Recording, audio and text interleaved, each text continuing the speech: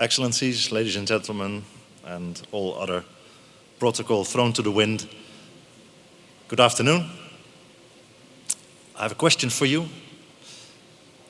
Do you think that you will be able to attract international investments to your zones without fiscal incentives? That's the question. That's what I've been asked to talk about. Thanks, Mike, for the introduction at the end of the previous session. What I'll do is just a few highlights on global investment trends and African investment trends.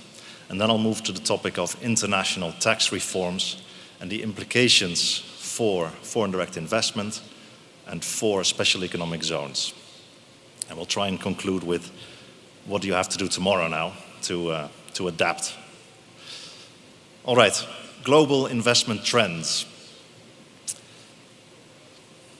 Just a bit of big picture on what's happening long term. We had a peak in global investment in 2019, just before the pandemic, around 1.6 trillion US dollars worldwide. And of course, in the first year of the pandemic, we had a big collapse, minus 40%. And then in 2021, huge recovery with all the fiscal stimulus around the world and with all the cash that was swimming around in multinational enterprises for some reason. Huge recovery, up 60%, back to the 1.6 trillion that we were at before the pandemic, right? But then 2022 happened. So where we are now. The first quarter of this year was still quite good. The first quarter still kept the momentum of last year, so still up. But after the first quarter, with everything that's happening around the world, with the war in Ukraine and the uncertainty that it is causing for investors, the increase in food prices, the energy crisis, the debt crisis in many, mostly emerging markets, that is hitting financial markets. So after the second quarter of this year, we really see investment flows slowing down or even decreasing. So our expectation for this year is not positive for worldwide FDI flows. We have greenfield investment, or FDI is down about 6%. I was talking about September, October, it was down about 6%. Of course, I don't know the numbers yet for the last few months of this year, but we'll see where it ends. We expect it to end down.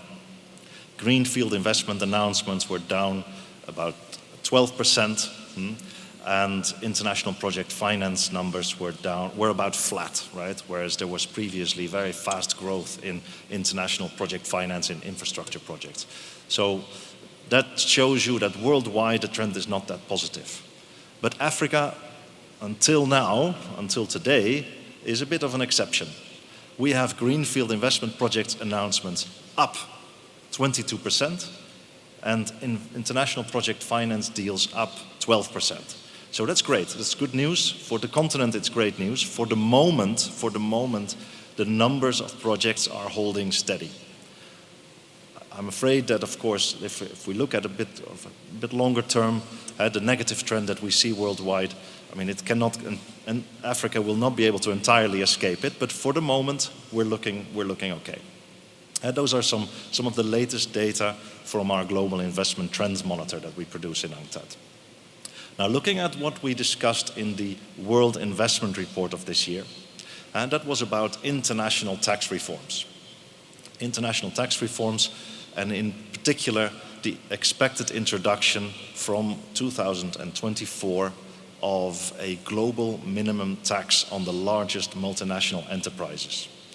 The largest multinational enterprises, those with consolidated revenues of more than 750 million US dollars, they will have to pay a minimum of 15% tax in their foreign operations. So what we looked at was what is the implication of that for investment and for investment policy. Now, looking at investment, what will happen? Offshore financial centers will, tax havens in particular, will be hard hit and they will get a lot less investment. Overall global flows, if taxes go up, costs go up, the expectation is that overall global flows will also see some downward pressure, right? On top of the downward pressure that I was just talking about that we already have, right? But there is a silver lining.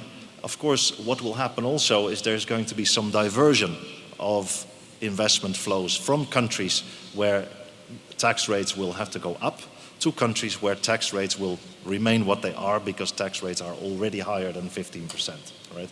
And that diversion effect generally, on average, of course, has a positive effect on what will happen in developing countries and what will happen in Africa, because on average, your tax rates are above 15%. That's, of course, outside special economic zones, and I will get to that. So that's the expected effect on investment. What's the expected effect on investment policy? Well, low tax regimes will be affected. They will have to come up with a top-up tax. Incentives, fiscal incentives, especially of certain types, will no longer be as effective or not be effective anymore at all, right? And of course, regimes like special economic zones that often offer exemptions or rate reductions will also be affected. So that's the implication on investment and on investment policy. So now what reforms are we really talking about? This is not new at all, right? And you were all familiar as experts on special economic zones on the fact that this is has a long history, right? Already in the 90s we were looking at what was called harmful tax practices. And what were they? They were zero or low rate of tax that were ring-fenced in specific geographical areas with less transparency and no exchange of information. Rings a bell. Many SEZs would be expected to fall under that in some way, right? But at the time, really until about 2010, there were really only 2 cases reviewed of special economic zones, so not a huge impact. And why was that? Because it was mostly aimed at intangible activities. And where activities were about attracting factories, attracting industries, those activities were not really regarded. And of course, special economic zones try to attract real activity. So not a big impact. From 2013 onwards, we had what was called the BEPS project, driven by G20 and OECD, and we started to look at these practices in more detail and taking into account more activities. And since 2013, 47 special economic zones have been looked at, and of course in a much shorter period of time. But still not a huge number, right? But now, with the introduction of a global minimum tax, this will affect everyone, literally everyone. It's going to be transformative. Just out of interest, show of hands around the room, please. How many of you do not offer tax holidays or tax exemptions in your zones? Show of hands. I see not a single hand. Everyone offers a tax exemption, a tax holiday, total exemption from corporate income tax, right? Now that means 0 rated or very low rated, right? And when you then get an introduction of a global minimum tax, now how will that work? How will that work? Well, basically what will happen is in the home countries of multinational enterprises, right?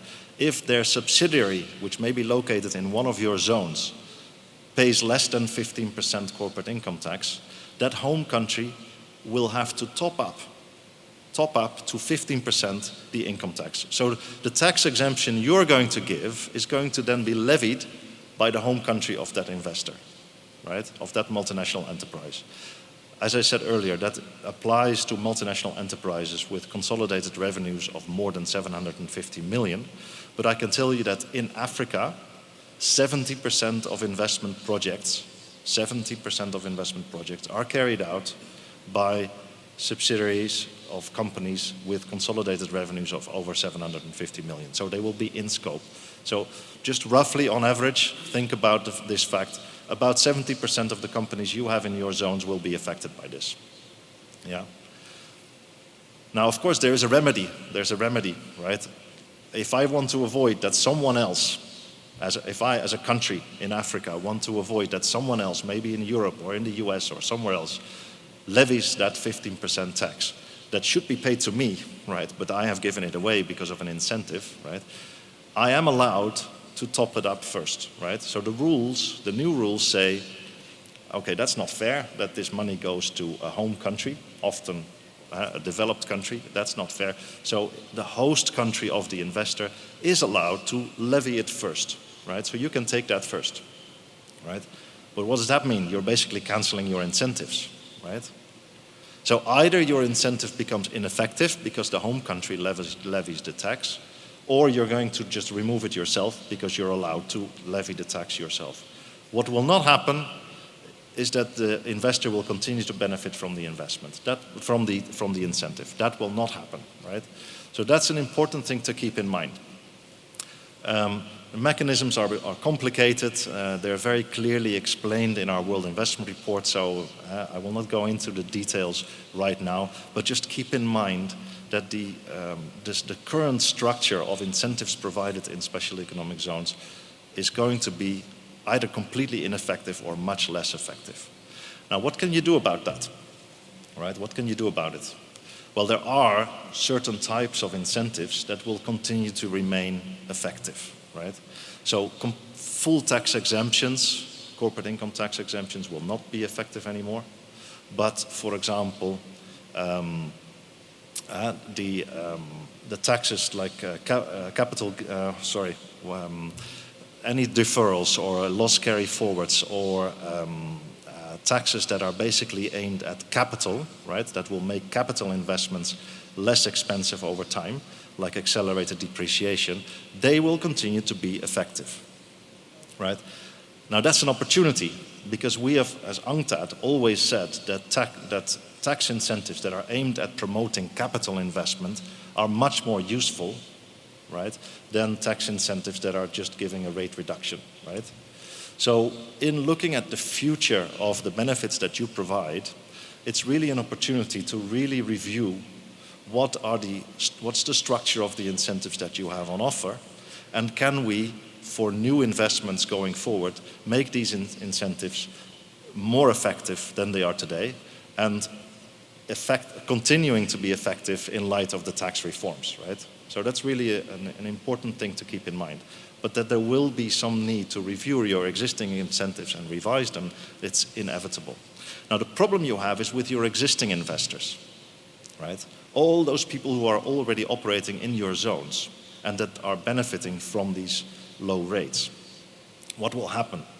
Well, I think it's for you to find out. I think the key takeaway of today's meeting and of this discussion, right, is that you need to go back tomorrow and, well, even if you're not the responsible for tax issues in your zone, you find the person who is, right, and you sit down and you figure out, have you thought about this, right?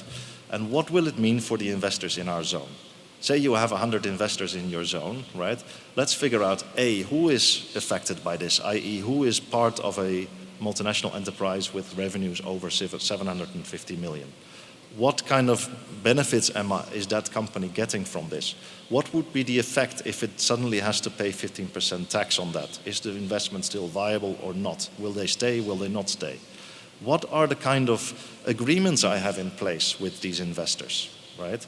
Because in many cases you might have contracts, or you might have stability clauses in contracts, or you might have international investment agreements that say you cannot change taxes, right? Right? So these are things for you to find out. You need to come up with an assessment, call it a risk assessment, right? And an action plan for your existing investors. That's important, right? And you don't have that much time, right? Because as I said, the plan was for 2023 implementation. It's slid a bit now. We're expecting 2024. The first OECD country that committed to implementing in domestic law the new tax rules was the United Kingdom, and that just happened 2 weeks ago, right? So now the ball is rolling, and it will have a snowball effect, right? So more and more developed countries, OECD countries, will pick this up. Now you might ask, okay, it's just OECD countries picking this up, right? What does it mean for us? Well, really, that's not the issue here. The point is, this will affect everyone, even if your country does not sign up, to the new rules, right? The issue here is that it's the home countries of investors that will sign up, right? And those home countries, whether or not the investor then has a subsidiary in a country that has not signed up to the new rules, right? It doesn't matter. It will have to levy that 15% tax. So in Africa, if your country signs up or not, really doesn't matter that much, because most of these large plus 750 million companies are coming from OECD countries that will sign up and that will apply the rules, right? So things to find out tomorrow. Sit down with your people responsible for tax issues in your zones. Find out if your country is participating or not, but really it doesn't matter that much, right? Find out which of your investors will be affected, the extent to which they will be affected, and the extent to which it will affect their decisions on staying or going. And find out what you can do about it. Are there other things you can offer, right? At the more strategic level, longer term, we have to think about how we revise for new investments our value proposition, right? I saw some beautiful stands outside with very good facilities on offer, physical facilities, infrastructure, lots of facilitation on the trade side, the customs territory, and all those things are on offer. So all these things become more important now if the fiscal regime is less useful to attract foreign direct investors, right? So these are the few takeaways I wanted to give you. Thank you very much for your attention, and thank you very much to EZO for the invitation.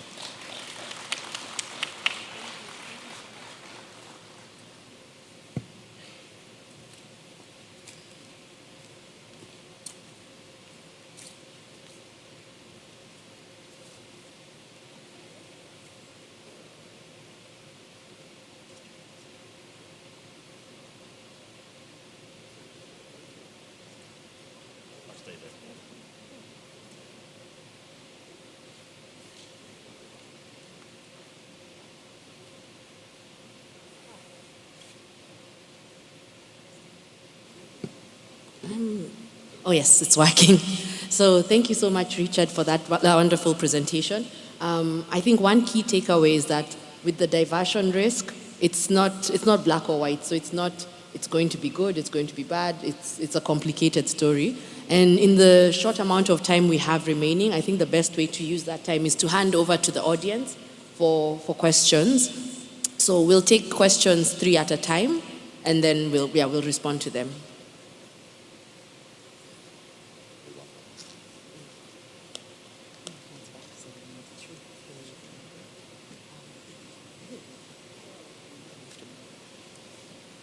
Okay, there's a hand there, there's another hand at the back, and there's a hand there, yes. Thank you very much for the opportunity. For me, this is one of the most innovative things that are going to happen. And I remember Richard asking us that what are we going to do in terms of other incentives. We all know that one of the reasons why we offer these incentives is that it's competition. Because what is happening in Ghana or Ivory Coast or Nigeria influences what's happening in Senegal and so on and so forth.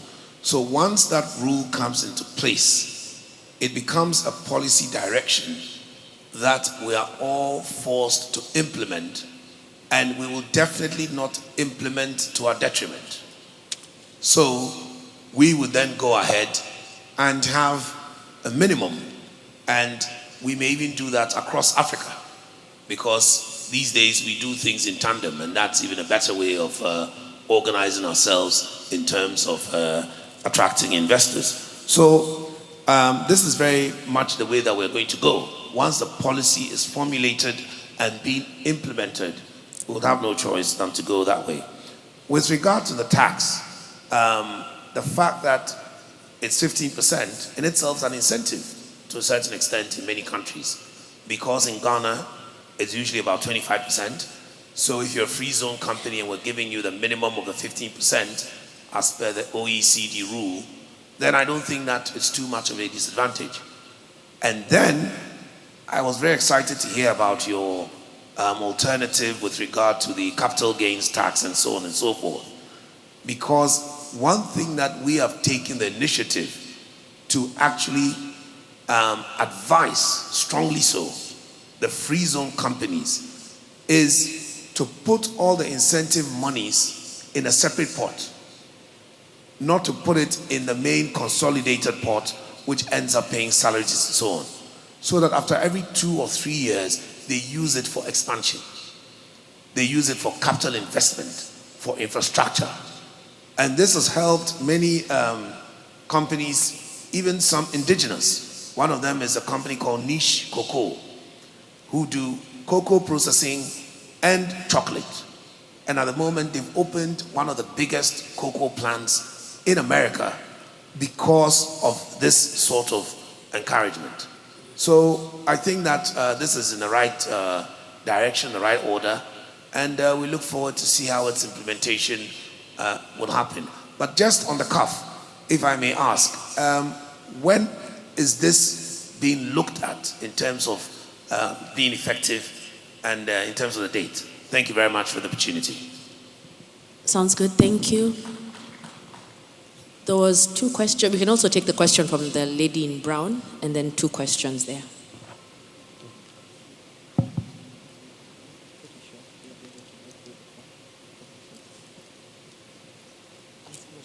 No, let's get the questions, then Richard will respond to them all at once. Thank you, Director Richard, for that quite thought-provoking presentation, although it's tough for us in Nigeria. My question is, will there be a transition period for countries to prepare for this new policy in place? Thank you. Thank you. And then 2 questions from there, yes. Thank you. Thank you also from my side, Richard, for this very well made presentation. My question is, are non-OECD countries also part of this scheme? Or are only OECD countries involved in this? Thank you. Okay, thank you. And the final question.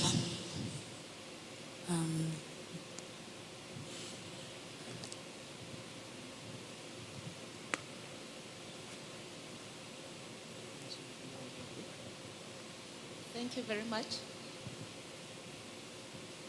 Thank you very much. Richard, I would like to know about this global tax that you had mentioned of 15%. Sorry, we can't hear you. Can you hear me? Can you hear me? Yes, but speak Yes. up. I would like to know about the global tax that will be coming into play soon. You mentioned that if a host country does not charge their tax, actually the country where the company is resident will be able to levy such tax. So my question is, if a host country levies such tax as 15%, will the company claim it as tax credit in its own jurisdiction? Okay, thank you so much. So the 4 questions we have, one is about, okay, you have them all? Okay, perfect. All right. Thank you very much for those questions. And yes, Ambassador, I fully agree. It is an opportunity in many respects, and it should be an opportunity to really promote real investment in fixed assets through much more effective incentives, and to really review what are we really offering also today, right? If we look at all of the incentives that are being offered, for example, in zones that aim to attract activities related to extractive industries, oil and gas, we talked about them a lot today, one could really ask, do we really need to provide full tax exemptions for these activities when these companies can't go anywhere else, right? So I think that is really an opportunity. You asked about the implementation date. The original date was 2023. It has, as I said, it has slid a little bit now. At the moment, the expectation is 2024. The OECD and G20 are pushing really hard now to get countries to adopt. And I mentioned the first country that signed on was the UK, and there is going to be, there is a delay also because the EU was meant to sign up as a whole, but there is one country in the EU that is reluctant, and now the individual large economies in the EU are going to just do it on their own, right? But as I said, this is going to have a snowball effect, because once the home countries, the largest home countries of multinationals, and if you take, the G7 countries around the world, they will already represent a huge chunk of global investment, right? Because most of the multinationals are based there, right?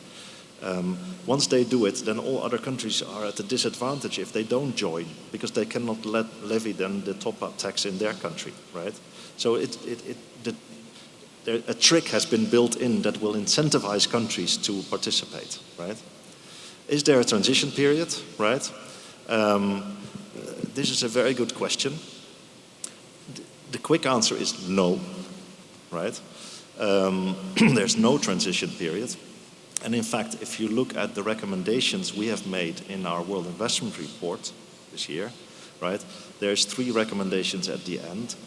Those 3 recommendations basically address your point, because they are saying developing countries need a lot more technical assistance to deal with these tax changes, right?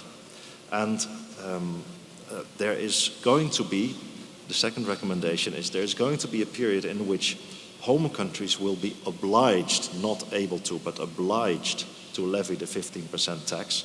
But the host countries, especially developing countries, might not be technically ready to preempt them and levy it at home, right? Now, in that intermittent period, what do? Monies will accrue to countries that don't deserve it and that are already rich, right? While they should be levied in countries that really need it, right? So what do we do with that? So what we have tried to propose is for the project, the G20 OECD project that is trying to design this, to come up with a solution to that, right? Now, who is doing that? Is it just OECD countries, right? Your question? No. This is a project that the G20 and OECD have very diligently tried to expand to as many countries as possible through a mechanism called the Inclusive Framework. And more than 140 countries, many of your countries, have signed up to this, right? What's really happening is that many of your countries will have signed up to this, but it's your finance ministries signing up. And they don't talk to the trade and industry minister to explain them what's happening, right? So there is a need really for the trade and investment, trade, industry, investment community to sit down with the finance and tax authorities and figure out really what's the implication of this for SEZs and for investment promotion strategies, right? So that's really important now. The last question was about as I mentioned already, it's not the ability of home countries to levy the tax. It's an obligation under the new rules for home countries to levy that tax, right? And host countries have a mechanism at their disposal to, as I said, preempt that, right? Through something complex called QDMTT. As I said, all the technicalities are clearly explained in the World Investment Report. You can just read it there, right? So they can preempt that tax. Is that then a tax credit at home? Yes, it is a tax credit at home. The tax will not be paid twice, right?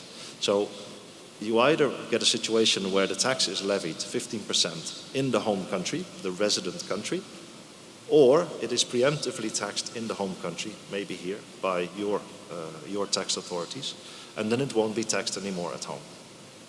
Perfect. Thank you so much, everybody. Thank you so much, Richard. And now we'll be starting the next session shortly. A round of applause.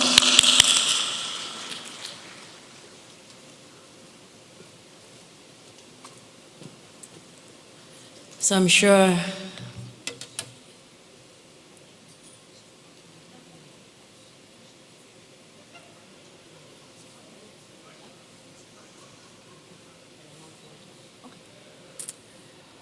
wonderful. So I'm sure everyone is wondering, will we eat? And yes, we will eat.